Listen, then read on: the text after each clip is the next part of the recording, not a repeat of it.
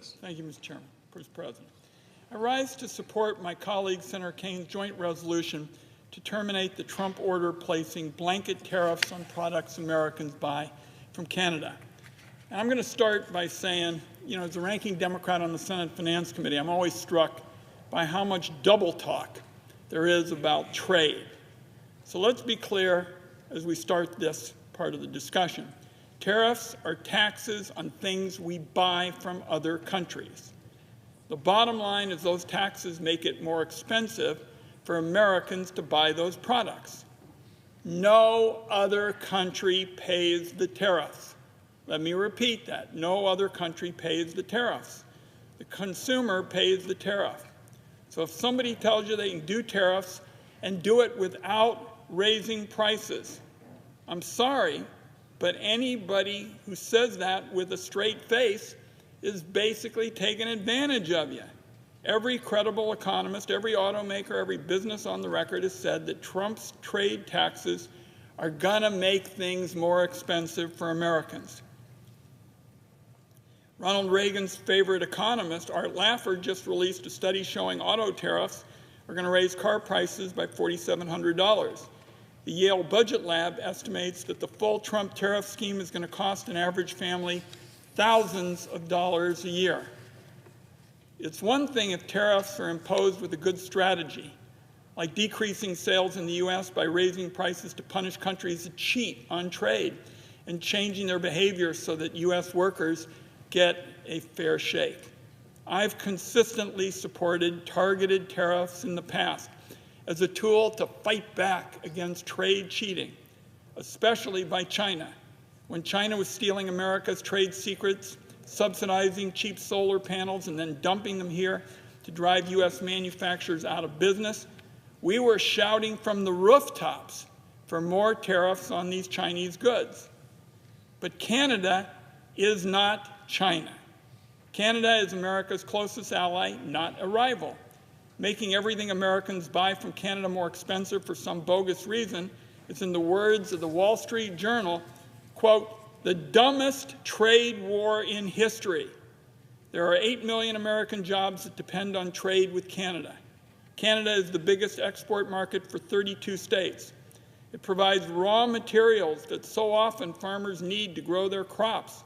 U.S. farmers can't replace 90% of that material that comes from Canada.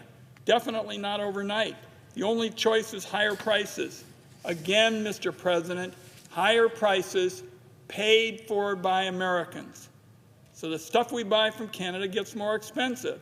And on top of that, in response, Canada's already slapped tariffs on a whole host of crops. Ag products, dairy, alcohol, manufactured goods, the list goes on and on. Canadian grocery stores pull U.S. products off the shelves. Our small businesses and farmers are losing sales as we speak because of the weird obsession in the Trump administration with attacking our northern neighbor. Mr. President, plunging our economy into recession because of the Trump desire to annex Canada is just bizarre. Bizarre even by Washington, D.C. standards. Congress has delegated far too much of its authority to the executive branch, and it's far past time for the Congress to take it back. In 1962 and 1974, Congress passed laws handing the President major portions of our constitutional power over tariffs. It is time to reverse that trend. Those dates I mentioned, Mr. President, were before my time, but I want everybody to know on our watch, I think this has got to be a bipartisan concern, and we got to take these powers back, because if Republicans say it's not their fault that Trump's destroying our economy, why not do something like this to restore the power of Congress to set tariffs?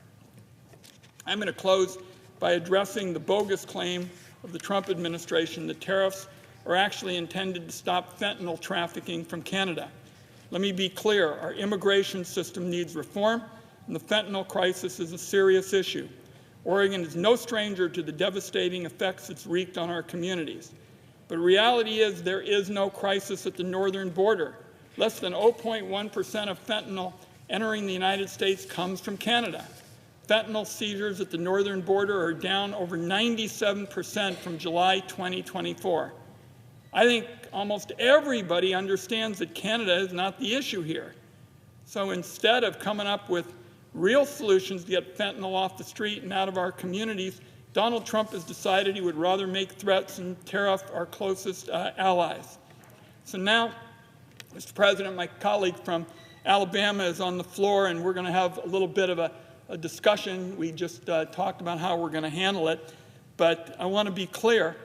If Donald Trump and the Republicans wanted to address fentanyl in an effective way, they would pass my bill to limit the millions of low-value packages that come into the United States from China and elsewhere. Getting a handle on these so-called de minimis imports will help our border agents detect the illicit imports of things like fentanyl and pill presses before they reach communities in the United States. So with that, Mr. President, as if in legislative session, I ask unanimous consent that the Committee on Finance be discharged from further consideration of S1185 and the Senate proceed to its immediate consideration. The bill be considered read a third time and passed, and the motion to reconsider be considered made and laid upon the table. Is there objection? Mr. President. Senator from Alabama. Reserving the right to object. The media, for some reason, is in full meltdown mode after President Trump declared today Liberation Day. Only my Democratic colleagues and the media, globalist media, would find a reason to be mad about that. I'm sadly convinced that my colleagues and the woke media would rather President Trump fail than achieve a goal to help the United States of America and the taxpayers. President Trump's views on tariffs, they aren't complicated. He believes, as I do, that America has been ripped off by unfair trade deals for decades and simply wants a level playing field. We have to change directions. What we're doing is not working. U.S. catfish and shrimp producers have faced some of the worst blows. For example, Vietnam is dumping billions, I repeat, billions of pounds of catfish, and India is dumping billions of pounds of shrimp every year into U.S. markets, flooding the markets, and reducing the price for our quality domestic products. It's devastating. We need to put a reciprocal tariff on these countries to protect our American producers. I get calls every day, whether it's cabinets, whether it's produce, whether it's fish, it makes no difference. Our people are going broke. Now, I recognize that tariff actions may cause reciprocal tariffs from other countries. We need to take that in stride. In this country, we've had a party for 249 years. The United States has put that party on.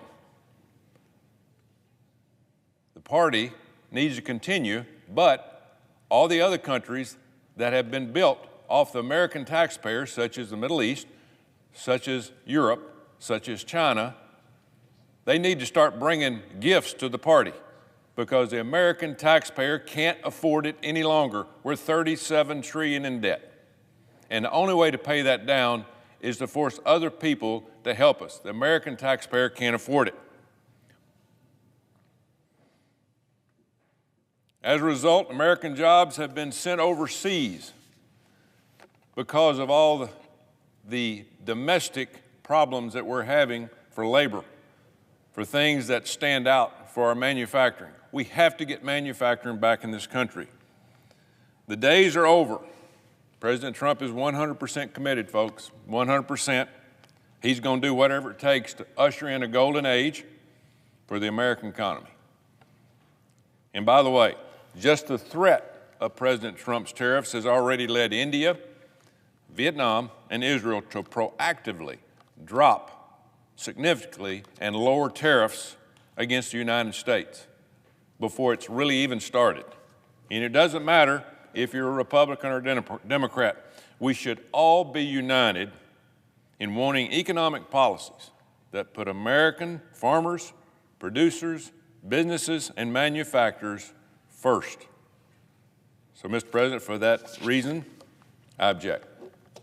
Mr. President, Objection is heard. Senator from Oregon. so I listened very carefully to my colleague from Alabama, and I don't believe my colleague used the word fentanyl. And that's what we're concerned about in the Pacific Northwest. We're concerned that this fentanyl has hit our country and our region like a wrecking ball. And so maybe when this all gets sorted out, he'll support my bill to crack down on fentanyl everywhere through reforms of this de minimis kind of area. And I would just say, for purposes of our discussion now, what I understand, and we all await the announcement, I gather, sometime late this afternoon, the Trump administration only is going to address de minimis shipments from China and nowhere else. And we got to make this comprehensive. My colleague serving as president knows what it's like in the West with fentanyl hitting us so hard. If you just do it with China, Chinese companies are going to circumvent the rules and transship through other countries. That's why I felt so strongly about a comprehensive solution to get at this fentanyl, this poison that has hit us so hard. Because if you just go to one country, what you're going to have is something called merchandise laundering, Mr. President. We saw it when we did an investigation in the committee. A Chinese company ships its product through an intermediary in Vietnam or another third country. The intermediary then slaps a made in Vietnam sticker on the Chinese product and falsely labels the product, and they can easily evade the Chinese product restrictions. And with millions of shipments coming in from China, there's no way for Customs and Border Protection to police Chinese products transshipped through third countries. This is not a new gimmick. Chinese companies have been circumventing tariffs all this time with products like steel and solar panels. I've been bird-dogging this issue since I passed the Enforce and Protect Act nearly a year ago. My de minimis bill that I hope will get bipartisan support for would stop the flood of low-value packages from all countries on a global scale. That is the only way to deal with this problem, not create, as my colleague from Alabama would do, a gigantic game of whack-a-mole.